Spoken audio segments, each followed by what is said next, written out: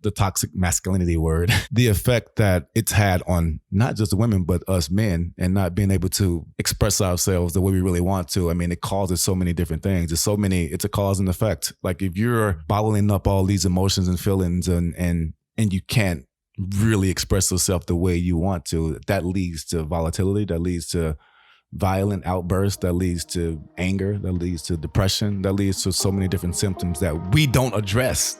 So as men. Hey guys, I'm Ashley Dawn Rivard, and you are now Into the Dawn, a provocative podcast that looks at all things taboo, such as suicide, grief, sex, addictions, and more. Each week, I talk with experts who successfully investigate their areas of interest. And if you like what you hear, please remember to subscribe.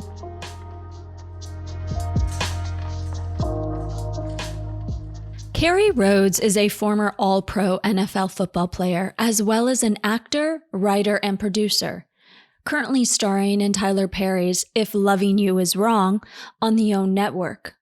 He also has a popular podcast called Tackling Life, which he calls an outlet for men to openly express themselves in a safe zone with no judgment. Kerry oversees the Rhodes Foundation, a charity which provides opportunities for college-bound youth in impoverished communities. He continues to push boundaries and to knock down the stigmas with athletes and their propensity to excel at life after football. Did you always grow up like wanting to be in football, or was that something you thought like, oh, I should do this? I had a gift, right? I had this gift. I knew it from an early age. I was always super athletic and even not just football, but tennis, basketball, football. So I was always doing something athletic and really, really good at it. And always kind of separated myself from the pack when it came to that stuff. So it was a natural thing. Like I said, just a natural ability that was given to me. And so I didn't play football early on. I did the other things first, possibly because of the people are around. Like my cousin, who was a girl actually, and she was really, really good at basketball. So I kind of took a liking to that first. That was my first favorite sport. So, and it still is my favorite sport. So kind of went that route first, and then met a friend over my grandmother's house. His dad was the coach of this team. They were about to coach this new team, and I was just outside playing, throwing the ball around, and he was like almost like one of those things where he discovered me. He just kind of was like, dude, you have to, he was like, you can throw the ball pretty good. And How I was like, old were you? I was 9. So up until that point, I had never played. And it's funny because my brothers, they started when they were 5. They started tackle football when they were 5 years old. Tackle football. But for me, it was 9. So I was a late bloomer. But no, I went in, and like I said, it was a given thing. And once I understood that I had that gift, and then other people saw it in me, I was like, okay, it's time to take my chances with it and see what happens, and kind of went from there. Did you always just believe in yourself? Like, were you like, I'm going to be in the NFL, and you manifested that? Yeah, I think I've always done things not just to do them. Like I don't want to say a specific end result in mind, but it's result oriented, right? Like I wanted something to come from it as far as my studies, my sports, my acting now, like what I do now. So like having all those things and putting, taking the proper steps to cultivate that and make sure it happened. Like it was very, very, very like pointed. It was very purposefully done. So yeah, I always did it with the result of what's next. The next step from little league is middle school, from middle school to high school, from high school to I always thought that I could get to that point. Yeah. And what was the culture like in the NFL? The culture in the NFL was, it's funny because at that time when I was going in, like it was everything to me. It was everything that I needed. It was everything that I wanted to be a part of. It was, even though I knew I was different, I knew I thought differently. I did things differently, even at an early age. But getting to that was the ultimate prize for me at that time. Even, and I'm saying that with the respects to all my other stuff, the arts and the talents and the creative part of me, which I've always had as well. But I always knew there was something with sports that I had to do, that I had to kind of be a part of and do my part for that game. I knew I had to do it. So it happened. It was organic. I knew it was something that, I was going to leave a mark on. And so, yeah, I mean, it was fine when I first started out. I appreciated the brotherhood part of it, the competitive part of it, the structure part of it, because I think growing up, obviously we've learned different ways to approach letting kids be kids and cultivating spaces where kids can flourish on their own and learn their own circumstances and create their own futures and stuff like that. Now, I think the more that we go out and find ourselves and know the pitfalls that we had as kids and trying to overcome the cultural lessons and stuff that we had to, kind of live by, just being passed down from generation to generation, that stuff, being able to break those things and get off on our own and find that there are other ways to do it. I see it objectively now when I step away from all of it, and which I am now. Like, I'm outside of it and I can see how it was. But at the time, to answer your question, like, I thought it was normal. I thought most of the things that were going on were supposed to be there. The things that were supposed to happen. Be tough. Don't show mercy. Don't show compassion. Don't show empathy. I mean, those things were just part of the culture. And so you see that and you see it happen every day. So you just kind of fall in line with it. And it was pretty normal. Did that bleed into all areas of your life then? Yeah, of course. It's not a switch you can turn off. Right. Like, once you're really in it and you're living by that lifestyle and really, really acclimating yourself to it fully and really giving your all and your best in that field, you can't shut it off. And so when you go home, you're really, it's almost like an extension of, life outside of that. There really wasn't an extension. Right. Like, it was just one continuous ball of frustration and toxic masculinity, what we're talking about today, and just having those things happen where you couldn't even think about it. You just had to react and kind of survive. So from being in the NFL, is that where you wanted to start to dive into what the toxic masculinity culture, did that fuel it? Yeah, the turning point was myself. I just didn't feel the same. I didn't feel right with the mentality that I had before.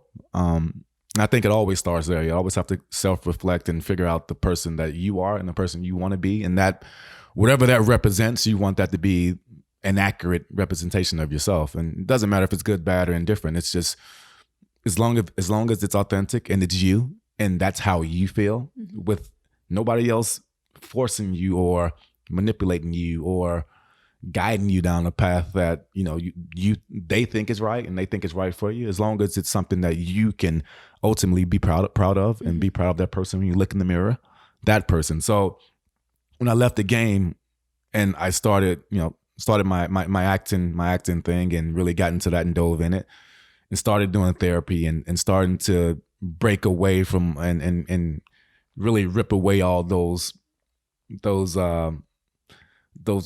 armor and that supposed bravado and all that stuff that we had to show as an athlete. When I was able to really immerse and start feeling and start listening to other people and knowing that what I say isn't always the way, and and the way I feel isn't always the way. Even though it's okay to feel whatever you feel, that doesn't mean it's the only way and that's the right way. So being able to actually start seeing those things objectively and decipher and start to break these codes and these chains of pretty much systematic depression, oppression, all of these things that they do to you in that league, that was the start. I had to really look at myself and say, who do I want to be? And that started it all. That started the curiosity that took me down the rabbit hole of discovery and oh, I can be this way. And I should be this way. In the real world, it's totally different. It doesn't equate to what that was. And even though you get valuable lessons from it, which you can, as on a human level, it just didn't work for me. Do you think it's also there's this disconnect that happens, especially in the sports, at that level? You disconnect from your heart because you have that goal, literally. Right. You got to score, you got to, Yeah. So you can't let anything derail you. No. You can't feel too much because, heaven forbid, you start crying. Yeah, you're gonna let the guy catch a touchdown because he hurt his ankle? No, it's just it didn't really register. It didn't make any sense. Like you're going out to kill. You're going out to win. Like this is the job. Do you think that bleeds into all sports? Tennis, basketball, baseball, hockey? Yeah, of course. There's no. I know now we're having participation trophies and stuff like that for kids and the whole deal, but that doesn't work when you're being paid to win and paid to bring championships to a team and paid to do your job. Yeah.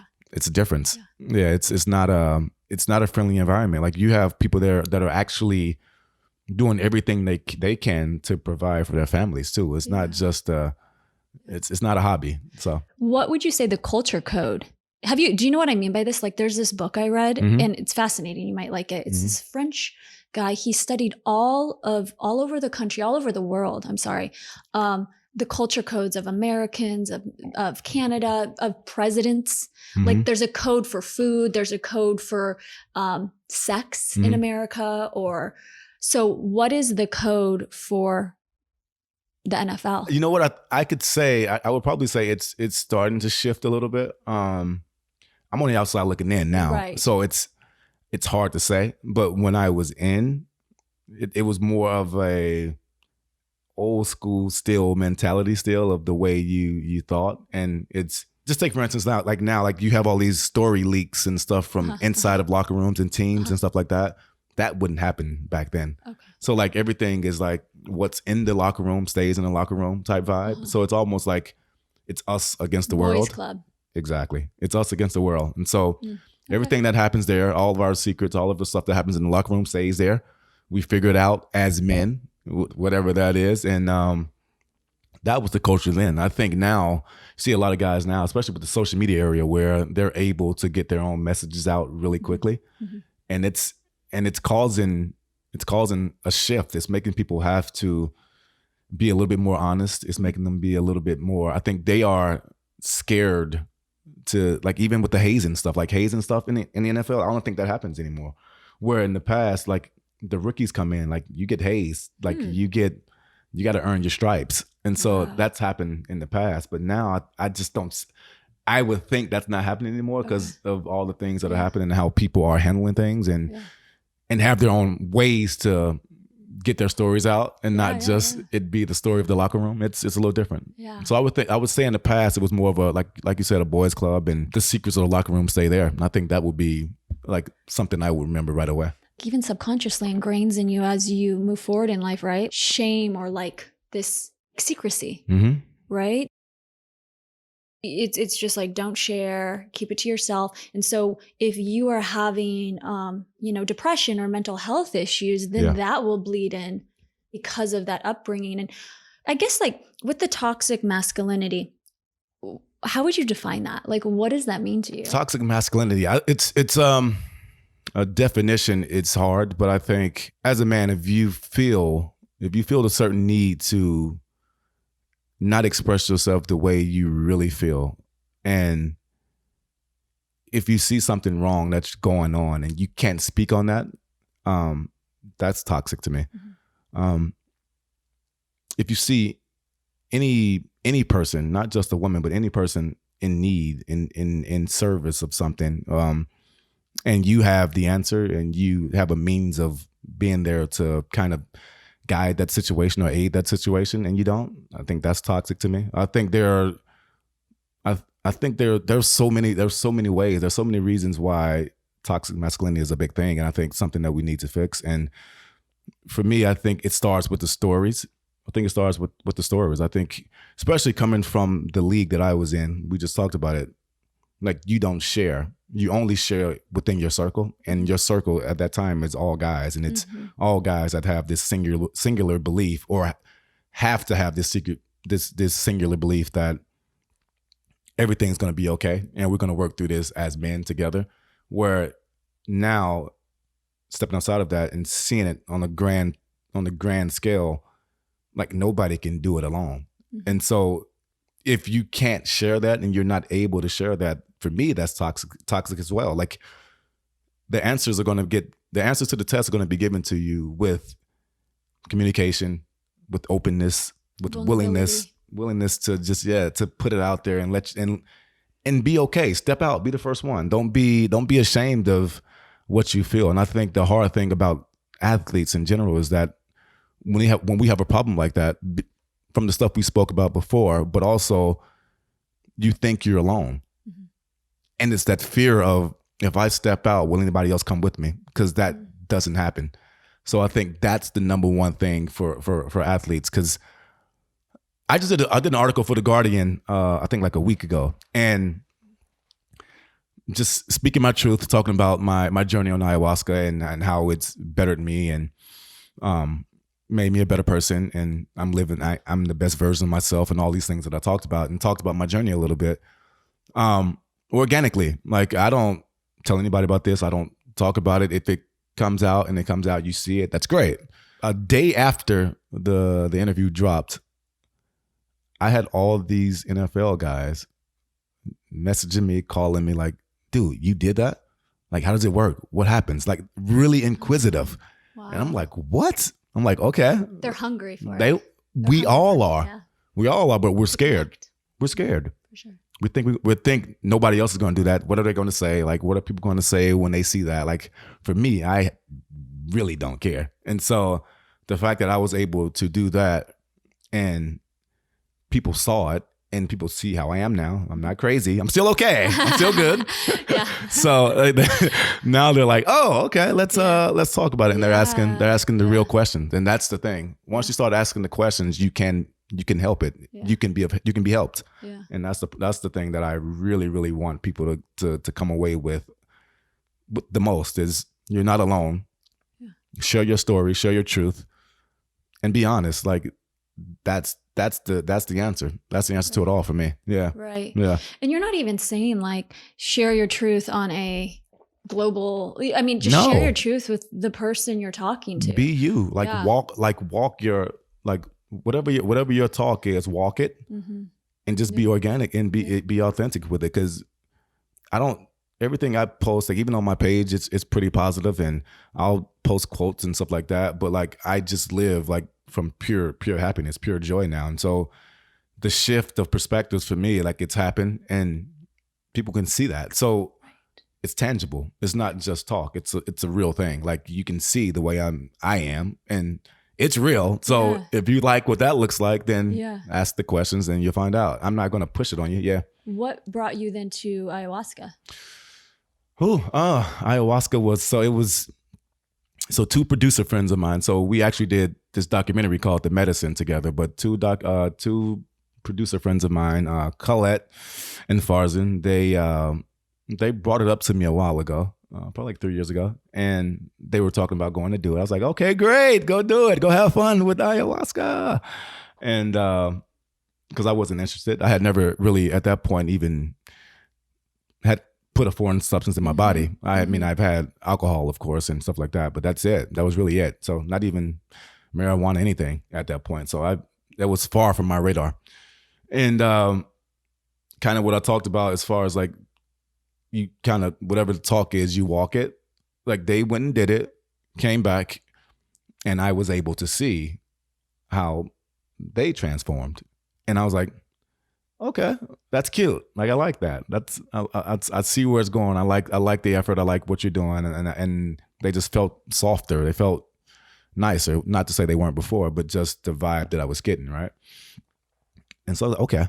And then brought it up to me again. I was like, okay. And I still didn't do it, but I started to do research on it, and kind of, it piqued my interest a little bit more. I kind of looked at it, started to do some research. And the one thing that stood out to me when I first started was, I read it. It had properties to regenerate brain cells. And so for me, with the concussion stuff from football, the CTE, I was like, okay, now I'm really interested. So that part kind of pulled me in. Mm-hmm. It was kind of the hook for me. Right. And once I did that, I was like, okay, I'm close. Then I was going through like a serious relationship troubles and problems, and I ended up getting out of that situation. But during the time I was going through, I mean, work wasn't I mean, I was working, but it wasn't coming as easy as I wanted to. It was just a lot of things. It wasn't my rock bottom, but it was close. It was like, I mean, I'm thinking about this CTE stuff, the head trauma stuff. I'm going through a crazy relationship at the time. I'm not working like I wanted to. So having all these factors at the same time, I was like, okay, maybe I should do something and check this out. And so I finally agreed. I was like, all right, when's the next time you're going? And blah, blah, blah. And then it ended up being in July of 2017. And I was like, I'm in. And it was hard because I'm a control freak. And I was a serious control freak at the time. And it's so funny because all that at the time was beneficial for me too. So when I played, like controlling every part of my life was beneficial. And this is where the tricks come in when you talk about this stuff, because you tend to want to tip the scale all the way the opposite way, right? Once something's bad or good, you want to flip it. You want to flip it on its head, like almost a 180. So you go on this thing, which is really successful for me, but also I had to really think about and really make sure I did it the right way. It was 100% control. And I was like, okay, I'm going to this thing right now where I have zero control, right? Absolutely. And that was, in that setting, in that sense, it was everything for me. But also when you get back from that, there has to be a thing where, for me personally, I have to always find myself at center, at balance. And so never go the opposite way too much in anything. Right. Like I don't, even with like addiction and the addictive personalities and being addicted to a feeling or whatever the case may be, like I always know when, for some reason I know when it's too much or it's not, and I can just meditate, get myself back, and I'm good, right? But yeah, I went there with that aspect of I'm gonna lose, I'm not gonna control this, I'm gonna be open to everything, I'm gonna succumb to whatever happens and just really immerse myself in it. And that came ironically from my football background, because I'm not scared of anything. And when I put my mind to something, I can accomplish it. I can do it from that standpoint. So it's like you have to figure these ways to take and pull and use the necessary things that you gain and you don't want from anything. Like everything is a lesson. Everything there is a chance to gain something from. So whether it's perceived bad by the world and if it's perceived that way, doesn't mean it's totally 100% bad. So you have to like decipher and pull these things. And with the ayahuasca journey and getting there and really being able to kind of pull away all of those chains and really be free and open, I had all these possibilities, all these new possibilities occurred. And I was like, oh, okay, this isn't me. I can make it. I can do it. I feel great about this. And really, I just didn't judge it. I just enjoyed the process and enjoyed the journey. Yeah. So you had like this feeling after of just inner peace. It was so good for me. I think you saw the documentary, right? I remember just even from having the rapé blown in my nose, like I was so open. Yeah. I mean, I was like, what? Yeah. Like, what is that feeling? I'm like the wind's caressing me right now. I'm like, oh, okay, I feel you. Yeah. And then, I just felt something I had never felt before. So after that experience, when did you start your podcast on toxic masculinity? Did that open you so much where you were able to see like glaringly the differentiation of like, oh, wow, men are really operating in this? It started it for sure. One of my intentions when I first went out for my first ceremony was really get in touch with my feminine side, which was, I was like, why? I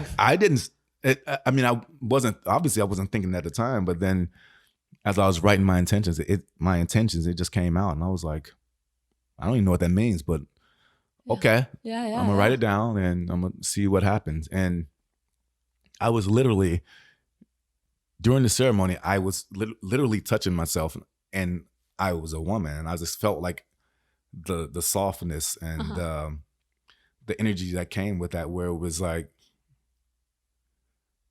okay, I like what that is. I don't know what it is, but I like that feeling. I I want to explore that more. Mm. I want to see what that's telling me. I'm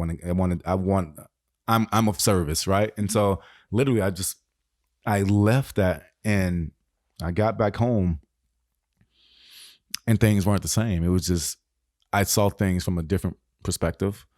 We talk about balance. I was able, in my mind, to have the 50%, the masculinity, and then 50% the femininity. And so having that balance and that awareness of, okay, I've thought this way, and my way's usually been the highway, and it's straight from an ego masculine voice all the time. I'm like, let me bring that down and see what that looks like to hear, and really hear this side of it and see what that feels, and take that approach and be honest with my feelings. And when I came back, one of the biggest things from that journey was me being a healer.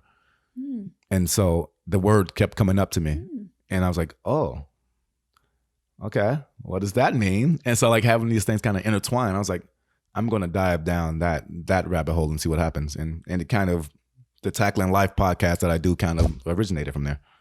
That's good because, for people who can't see you, you're very masculine looking, right? How tall are you? Like 6'4"? Yeah. And very like statuesque. And then why, thank you. Coming from that whole background, like, one would assume you operate in a certain way. So I think it's beautiful that you are now bringing that about, and diving in to say, hey guys, look, there's more we can pull back, pull back the veil. Let's look here. How do you feel outside of the NFL though, with the toxic masculinity? How do you feel that is in general for men, separate from NFL? There. It's pretty toxic as well. I think does it look different though? Is it? Yeah. Okay. How does that look?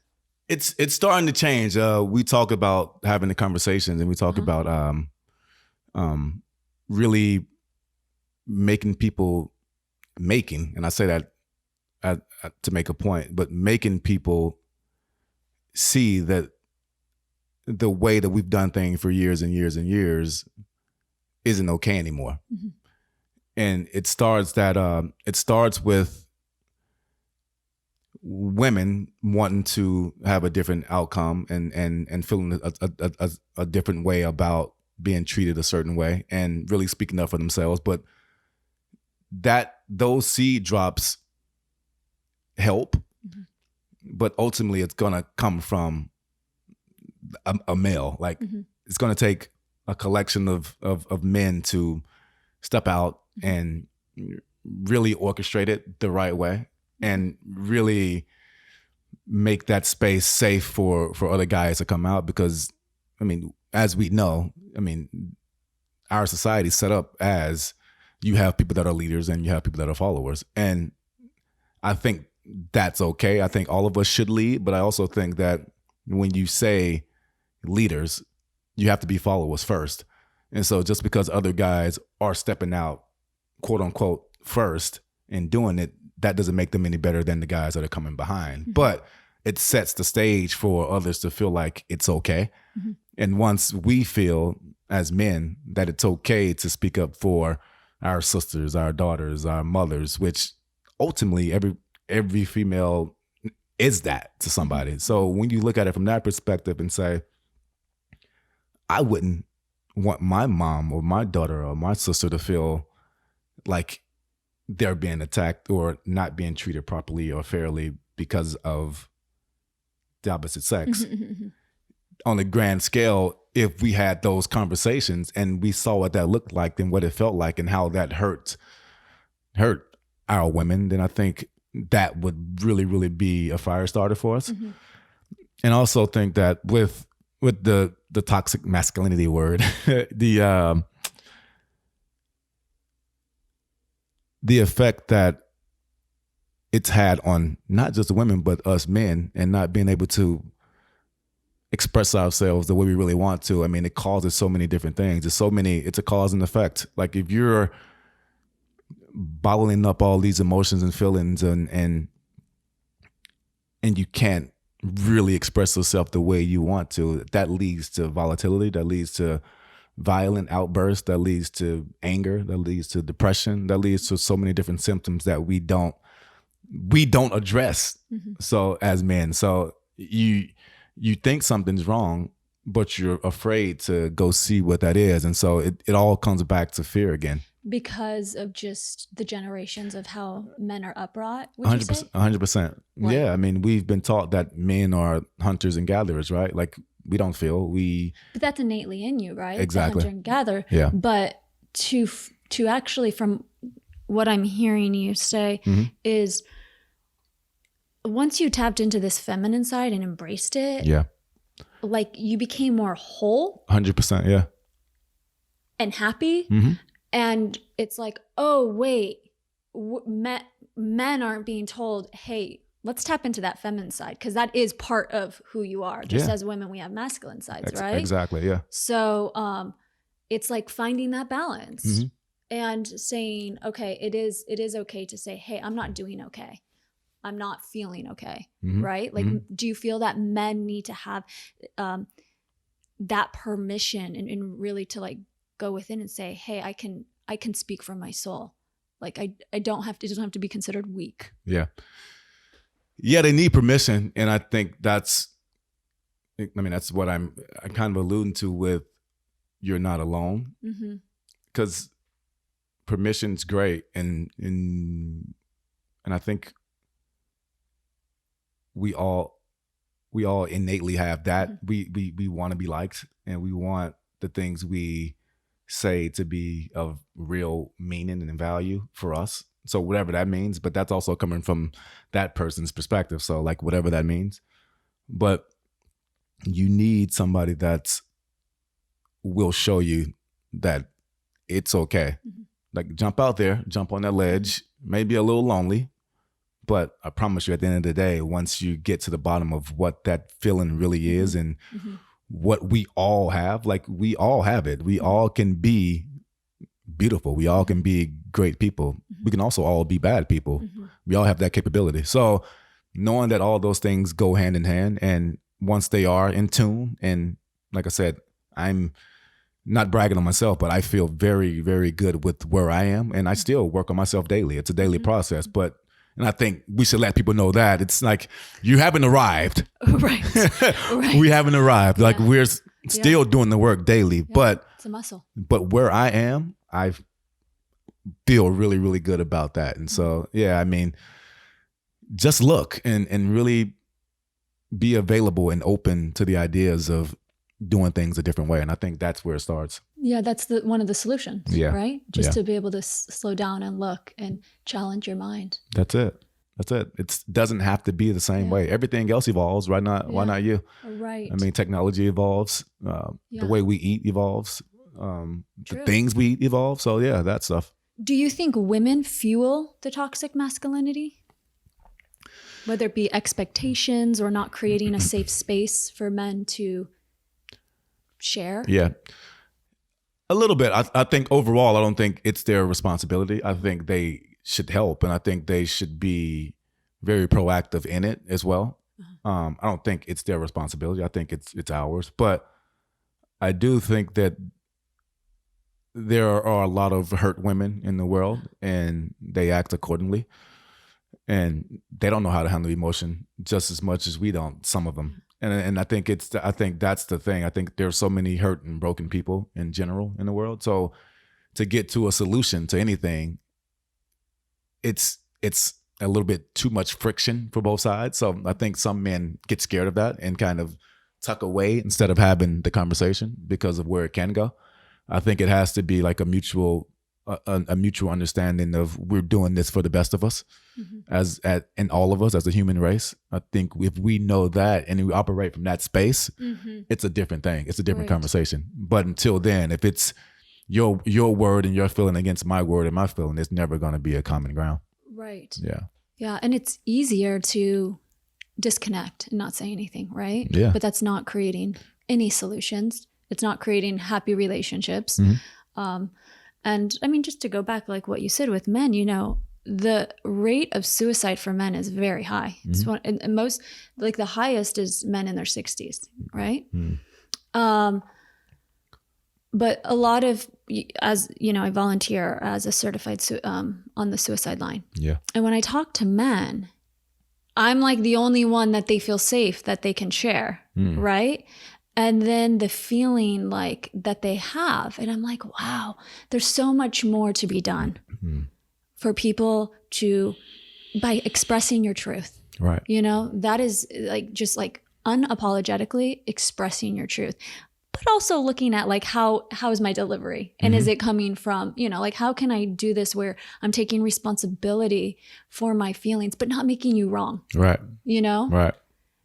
Yeah, I think it's being accountable and understanding that just because you have a perspective on it and you feel a certain way about it doesn't mean it's the final answer, and it doesn't mean it's the only way. So if you know a man, or, and I'm not saying you have to cater to any specific thing or any specific person, but it's just having a human appreciation that we all feel differently about certain things. And so if you come into it with that mindset and always come from love, then there's going to be a common ground. There's going to be a way that I can communicate this to make this person at least feel comfortable sharing about it. And that's that bridge. That's the bridge that says, okay, look, I'm lending my hand out. Come on over. We can do this together. We can have this conversation in a safe space, and then it goes. But if it's like, I told you not to do that, and you don't take out the trash, and then you did this, and it's a finger point thing, then it's like a natural human reaction is to respond back in that same way. A person that's not healed, a person that hasn't done the work. So that's where the fireworks start. It's just all that. It's just the way you talk to people and the way you bring them in. It can be done. It's a little bit more work than actually just jumping off and saying the first thing on your mind. Absolutely. You got to like resist that. Yeah. And, no, it totally is. Now that you've crossed the bridge in a little way, being more comfortable in your feminine, how does vulnerability show up for you in your personal and professional life? All the time. I mean, every day I'm very aware. I'm such an empath, and I feel very deeply in general. And the fact that I was able to find that source again and tap back into it, it's just the levee's open, it's broke, whatever you want to call it, and just the emotions come out. Like and I'm very, very into expressing myself all the time when I need to. Where in the past I would definitely keep it in and hold it in and say, I can be tough. It doesn't really matter. It didn't really affect me, but it did. And so now let's have the conversation. Like I said, it won't be comfortable. it won't be comfortable always, but it's at the end of the day, we're both going to be better from it. All of us, whoever's in that conversation, like, you know where I come from, I know where you stand, and that's great. Like, wouldn't you want that more than walking around on the eggshells or trying to figure out who is this person I'm around and what do they like? Am I going to tick them off by doing this? Instead of live your life free and open and to the best of your ability. And if you do that and they know the person that you are after you've expressed that, then if they feel a certain way about it, that's on them. That's their stuff. And so that's still another conversation if it's meant to be had, but at least you know you're going with your best foot forward, and then whatever happens from that then happens, and that's just part of it. And you're evolving, every time you take that like courage to like express yourself, even though there's such resistance, sometimes of like fear of rejection or whatever, the feeling you get, you realize when, it didn't go my way, but man, I showed up for myself. And like you could pat yourself on the back. And also because there's this inherent thing, like we all want to evolve, right? Right. Consciously or unconsciously, that's what's happening. So I think it's like we overcome this resistance, and then we evolve. Our soul evolves a little bit more, and it's that feeling. It's like, meaning, man's search of meaning. You know that book? Having meaning in your life, right? So I know we're speaking a few days after Kobe's death. What is your relationship with death? It's very interesting you ask, because I'm very much the universe doesn't make any mistakes, and I do believe in energy, and I believe that there's a transfer that happens with death, and I believe that these certain energies never die, and so for that aspect, for me, seeing the tragic events that happen, it's still a human level where it's like, okay, why? Mm-hmm. So you have the whys, mm-hmm. you have the hows. You're like, how did that happen, right? You have the frustration, you have the pain, you have empathy, you have all these different emotions, and I still have those, especially when it's weird to say, and I don't know if it's fair to say, but like with somebody who of his stature, when anything like that happens, it's very tragic, and you could see his face, and the lasting image of him is such a young guy, and he's like me, and wow, that can happen to me. And so I'm secure in what I think death is and what I believe death is, but I'm not ready to go yet. Right. But that's just the human part of it. Like, yeah. I'm okay with it. I'm okay with death. I know that it comes for us all, and I know that there's something greater and something else to look forward to. But you also start to think about the people that are left behind. Yeah. So that part of it. So I was sad on that part, on that front, where he, and the other families as well, they left loved ones behind that are going to be seeking a lot of help and need a lot of condolences and prayers and wishes and all that stuff. So that's sad. And then, his daughter, that gutted me. Like those moments where the copter's going down possibly, and it did, and you're thinking about those moments in between, For sure. So on the human level, you still feel sad, and you feel all the emotions. Yeah. But like I said, I do, in my beliefs, he's still somewhere kicking it around, and the energy's good, and he's gonna be in a better place. He came here to do something, and he did it, and big time. Yeah. It's death is an interesting subject. I think Americans in general too. Like if you study other cultures around the world, like some have really healthy relationships with it, right? Yeah. Like, well, they'll keep the body out above ground for like a week, and like I'm not comfortable with it still. You're not, yeah. I'm not, and it's something when I experienced it, I was like, oh shit, this is the feeling. If you allow it, it takes you to your knees, and there was so much beauty born out of it because I went into it. But yeah, it's an interesting thing. I think Americans, we always want to be invincible. And so that idea of death is kind of like, ooh, what? Yeah, it makes you look at your own mortality, right? You have to, and that's the other thing I kind of went through with it is it takes, for us as humans, especially Americans, it takes catastrophic events to make you start believing that you need to do certain things, which shouldn't be the case.